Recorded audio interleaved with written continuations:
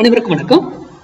Weekly pre market அனலைஸ்ல வருகிற week second week September second வீக்கான லெவல்ஸ் பார்க்கலாம். இது வருகிற வியாழக்கிழமை டியூஸ்டே வரைக்கும் தான் வேலிட். ஓகேங்களா? ஆல்ரெடி நம்ம ஒரு இது கொடுத்துருப்போம். மந்த்லி லெவல் மந்த் பிகினிங்ல கொடுத்துட்டோம். போய் செக் பண்ணிக்கோங்க, வீடியோ இருக்கு. Weekly level weekly every Wednesday இனி முடிஞ்சதுக்கு அப்புறம் வியாழக்கிழமை மார்னிங்கோ இல்லை வெனஸ்டே ஈவினிங்கோ நான் அப்டேட் பண்ணிடுறேன். ஓகேங்களா? சரி, இந்த வீக்கான அனலைஸ்ல இங்க இருக்கு மார்க்கெட். இதுல ஹெட்ஜிங் இல்லாம பண்றது சேஃப் கிடையாது. இல்ல நான் எனக்கு நல்ல டைரக்ஷன் தெரியும் சார், நான் வரும்போது ஹெட்ஜிங்கோட இல்லாம பண்ணுவேன் அப்படின்னா அது யுவர் விஷ். அந்த ஸ்டாப் லாஸ் நீங்க அப்செட் பண்ணுங்க. டே கேண்டில் க்ளோசிங் பேஸ்ல மட்டும் தான் stop loss.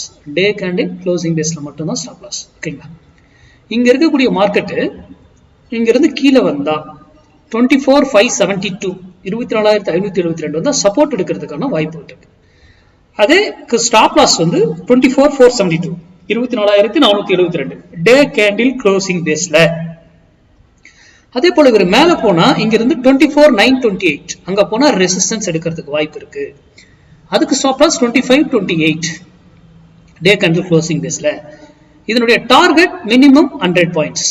Minimum 100 points. Minimum இது மந்த்லி இயர்லி லெவல் தான் இருக்குல்ல powerful. Yearly level already year பிகினிங்ல போட்டுருக்கோம், செக் பண்ணிக்கோங்க. அடுத்தது மந்த்லி லெவல்.